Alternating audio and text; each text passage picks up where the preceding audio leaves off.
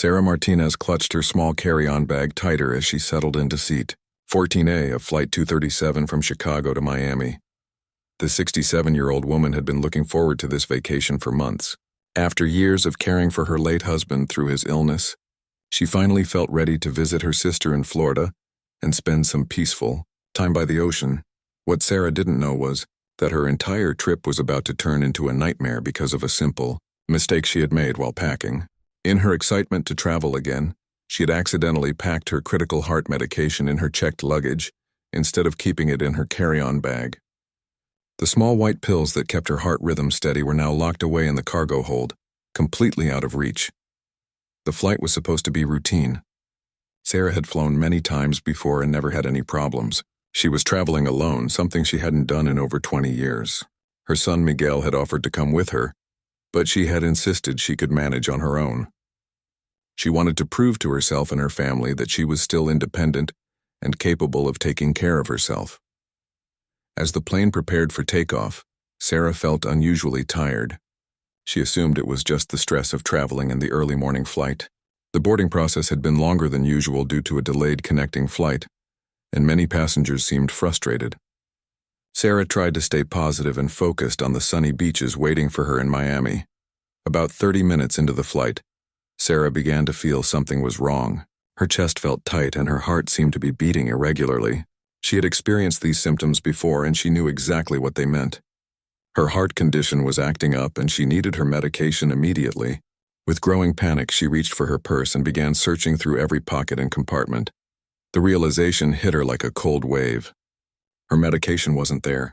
In her mind, she could clearly picture the small bottle sitting in her checked suitcase, nestled between her clothes and souvenirs she had packed for her sister. She had been so careful about everything else, but this one crucial detail had slipped her mind. Sarah's breathing became shallow as the irregular heartbeat continued. She had been warned by her doctor that missing doses of her medication could be dangerous, especially during stressful situations like flying.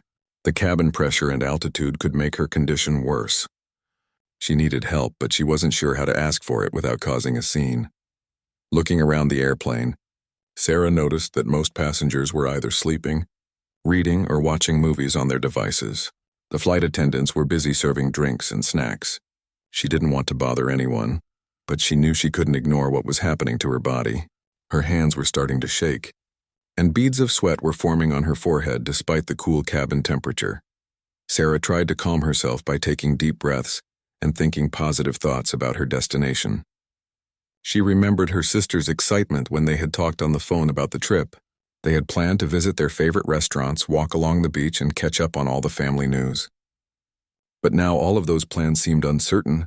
The elderly woman in the seat next to her noticed that something was wrong. "Are you feeling all right, dear?" she asked with genuine concern in her voice. Sarah nodded weakly, not wanting to worry a stranger, but her pale complexion and obvious distress told a different story. The woman continued to watch her with worried eyes. As the flight continued, Sarah's symptoms were getting worse instead of better. She knew she had to make a decision soon. She could try to tough it out and hope that her condition would stabilize on its own, or she could ask for help and risk causing a medical emergency that might force the plane to make an unscheduled landing. Either choice seemed frightening and uncertain. What Sarah didn't know was that her son Miguel was about to play a crucial role in saving her life, even though he was thousands of miles away on the ground. Miguel Martinez was in the middle of his morning coffee when his phone buzzed with an unknown number. As a 42-year-old emergency room nurse, he was used to getting calls at all hours, but something about this particular call made him answer immediately. The voice on the other end belonged to a flight attendant named Jessica, and her words made his blood run cold. "Sir, I'm calling because your mother is having a medical emergency on our flight. She's conscious and talking, but she's experiencing heart palpitations and says she forgot her medication in her checked luggage. We found your number in her emergency contacts." Miguel's training kicked in immediately, but this was different. This wasn't just another patient in the emergency room. This was his mother, alone and scared at 35,000 feet in the air. He quickly gathered information about her current symptoms while grabbing his laptop and opening multiple browser windows. What's her heart rate? Is she having chest pain? Any shortness of breath? Miguel asked rapid-fire questions while simultaneously looking up the flight information. Flight 237 was somewhere over Alabama, with about 2 hours remaining until Miami. He knew that 2 hours could feel like a lifetime when someone was having a cardiac event. The flight attendant put Sarah on the phone, and Miguel's heart broke when he heard his mother's weak voice. "Mijo, I'm so sorry. I packed my pills in the wrong bag. I don't know what to do." Sarah had always been the strong one in the family, the one who took care of everyone else. Hearing her sound so vulnerable and frightened motivated Miguel to take action. "Mom, listen to me carefully. You're going to be okay. I'm going to help you from here, and the flight crew is going to help you up there. First, I need you to stay as calm as possible. Stress will only make your heart work harder." Miguel was already formulating a plan, but he needed more information. He asked to speak with the flight crew and learned that there was a doctor on board who had been helping to monitor Sarah's condition. However, without proper medication or medical equipment, there was only so much that could be done at cruising altitude. The pilot was considering an emergency landing, but that would take time and might not be the safest option given Sarah's current stable but concerning condition. Miguel knew he had to think outside the box.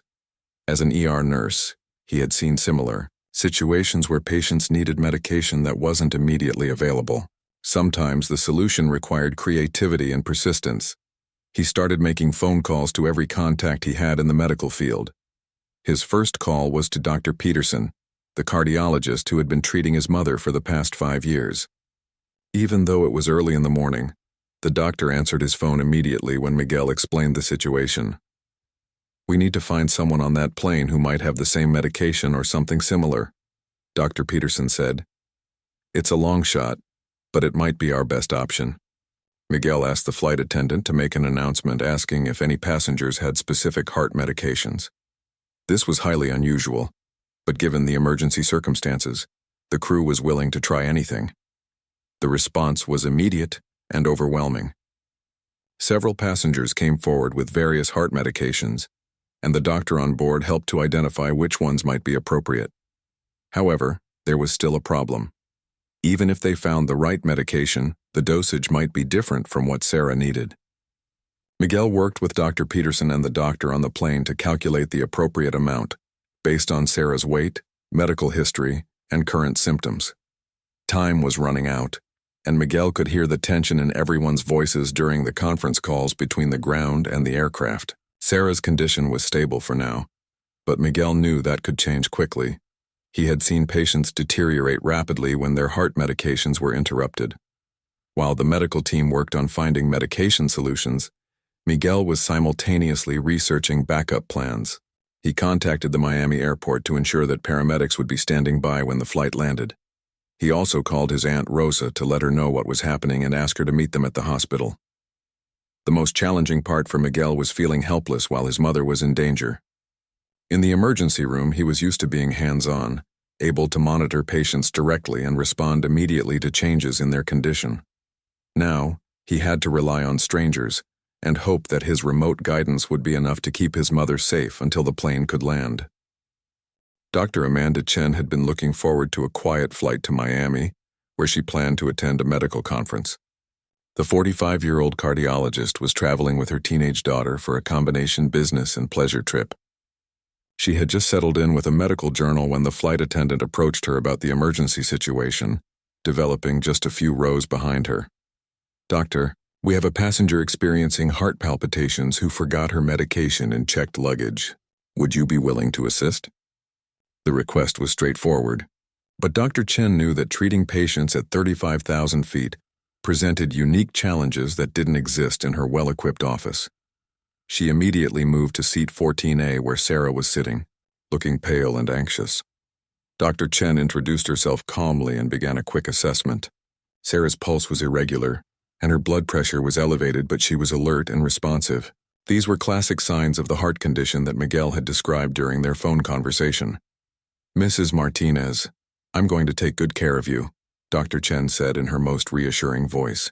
"Your son has given us detailed information about your condition, and we're going to work together to get you feeling better." She could see the relief in Sarah's eyes at hearing that her son was actively involved in her care, even from the ground. The flight attendant had already made the announcement asking passengers about heart medications, and several people had responded. Dr. Chen carefully examined each medication bottle, checking the active ingredients and dosages. The challenge was finding something that would help Sarah without causing adverse reactions or dangerous interactions. A businessman in seat 8C had the exact same medication that Sarah normally took, but his dosage was different. An elderly woman in first class had a similar medication that worked on the same heart rhythm problems. Dr. Chen had to make a critical decision about which option would be safest and most effective for Sarah's immediate needs. She called Miguel back to discuss the available options. "We have two possibilities," she explained. "We can use the same medication your mother normally takes but adjust the dosage, or we can use a similar medication that might be gentler but less predictable in its effects." This was the kind of decision that required input from someone who knew Sarah's medical history intimately. Miguel consulted with Dr. Peterson again, and together, they decided that using Sarah's regular medication at a reduced dose would be the safest approach. Dr. Chen carefully calculated the amount based on Sarah's weight and the timing of her last dose before the flight. Every detail mattered when working with heart medications. The businessman who had donated his medication, Robert Thompson, stayed nearby to help in any way possible. He had been dealing with a similar heart condition for over 10 years and understood exactly what Sarah was going through. "I remember my first episode," he told her quietly. "It's scary, but you're in good hands now." Dr. Chen administered the medication and began monitoring Sarah's response. In a hospital setting, she would have had access to continuous heart monitoring equipment and immediate backup if something went wrong. On the airplane, she had to rely on her stethoscope, her experience, and careful observation of Sarah's symptoms. The medication took about 20 minutes to begin working. During that time, Dr. Chen stayed with Sarah, checking her pulse regularly and watching for any signs of improvement or complications. She also coordinated with Miguel, providing regular updates on his mother's condition and asking questions about her typical response to the medication. Gradually, Sarah's heart rate began to stabilize. The irregular beating that had been causing her chest discomfort started to smooth out into a more normal rhythm. Her color improved, and she reported that the tight feeling in her chest was beginning to ease. Dr. Chen felt cautiously optimistic but knew they needed to continue monitoring Sarah for the remainder of the flight. "How are you feeling now, Mrs. Martinez?" Dr. Chen asked after the medication had been working for about 30 minutes. Sarah smiled for the first time since the emergency began. "Much better, doctor. Thank you so much. And please tell my son that I'm okay. I know he must be worried sick." Dr. Chen called Miguel with the good news. "Your mother is responding well to the medication. Her heart rhythm has stabilized, and she's feeling much more comfortable. We'll continue to monitor her closely, but I think we've avoided the need for an emergency landing." The relief in Miguel's voice was obvious even through the phone connection. "Thank you so much, Dr. Chen. I can't tell you how grateful I am that you were on that flight today." Dr. Chen knew that this was one of those moments that reminded her why she had chosen to become a doctor in the first place. Captain James Miller had been flying commercial aircraft for over 20 years, but medical emergencies still made him nervous. Unlike mechanical problems that he could fix with his extensive training and experience, medical situations required him to rely entirely on others while making critical decisions that could affect the safety of all 180 passengers on board. When his crew first informed him about Sarah's situation, Captain Miller immediately began calculating alternatives. An emergency landing was always an option, but it would require finding a suitable airport, declaring an emergency with air traffic control, and potentially putting the aircraft and passengers at risk during a rushed descent and landing procedure. The closest major airport was in Atlanta, about 40 minutes away. However, given that Dr. Chen was successfully treating Sarah and her condition appeared to be stabilizing, Captain Miller decided to continue monitoring the situation while maintaining their original flight path to Miami.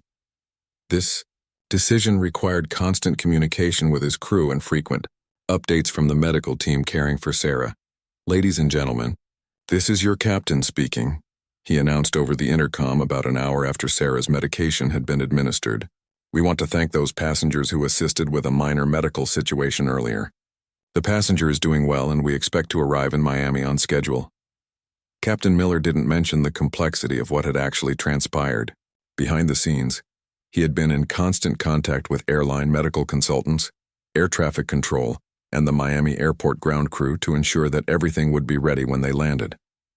Even though Sarah was feeling better, he wanted paramedics standing by as a precaution. The flight crew, led by head flight attendant Jessica Martinez, no relation to Sarah, had handled the emergency with exceptional professionalism. Jessica had coordinated between the medical personnel, the cockpit, and the passengers while ensuring that the rest of the flight continued normally. She made sure that other passengers weren't alarmed or uncomfortable during the medical emergency. As they approached Miami, Captain Miller made another announcement. "We'll be arriving at Gate B12 in about 15 minutes. We ask that passengers remain seated when we arrive to allow medical personnel to board and check on our passenger who experienced a minor medical issue during the flight." Sarah was feeling much stronger by this time, but Dr. Chen insisted that she be evaluated by paramedics as soon as they landed. "Even though you're feeling better, we need to make sure your heart rhythm remains stable and that there are no lingering effects from the episode," she explained. Sarah agreed, grateful for the continued care and attention. Miguel had driven to Miami International Airport and was waiting at the gate when Flight 237 finally arrived. He had coordinated with the paramedics and had Sarah's complete medical records ready for the emergency room team. Seeing his mother walk off the plane under her own power was the best sight he could have imagined. "Mijo," Sarah called out when she saw Miguel waiting for her.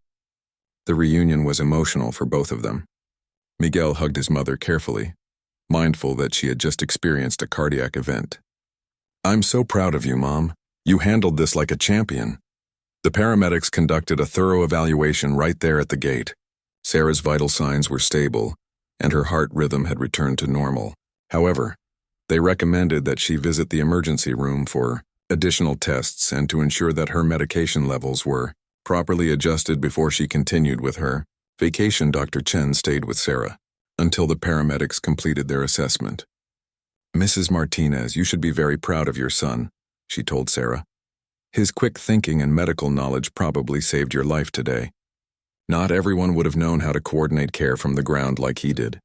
Robert Thompson, the businessman who had donated his medication, also stopped by before leaving the airport. "I hope you have a wonderful vacation," he told Sarah. "And don't forget to keep your medication in your carry-on next time." They both laughed, and Sarah promised she would never make that mistake again. Captain Miller briefly visited Sarah before leaving for his hotel. "Mrs. Martinez, I'm glad you're feeling better. In 30 years of flying, I've learned that passengers looking out for each other is what makes situations like this turn out well. You had a lot of people caring about you today." As they prepared to leave the airport for the hospital, Sarah reflected on how a potentially terrifying experience had turned into a demonstration of human kindness and cooperation. Strangers had become allies, and her son had proven that love and determination could overcome even the barriers of distance and altitude. At Miami General Hospital, Dr. Elizabeth Rodriguez was finishing her morning rounds when the ambulance notification came in. "Incoming patient, 67-year-old female, cardiac episode during flight, currently stable but needs evaluation." As the attending cardiologist, she would be taking over Sarah's care from the flight's makeshift medical team. Miguel rode in the ambulance with his mother, holding her hand and providing the paramedics with detailed information about her medical history. "She's been stable on her current medication for 3 years," he explained. This episode was triggered by missing her morning dose, combined with the stress of flying alone for the first time in decades. Sarah was more alert and comfortable now, but she was also embarrassed about the entire situation. "I feel so foolish," she told Miguel during the short ride to the hospital. "I've been taking this medication for years and I know better than to pack it where I can't reach it. I just got so excited about the trip that I wasn't thinking clearly." "Mom, anyone could have made that mistake," Miguel reassured her. "The important thing is that you recognized the symptoms and asked for help. That's what saved you." He was already thinking about how they could prevent this from happening again in the future. At the hospital, Dr. Rodriguez conducted a comprehensive evaluation.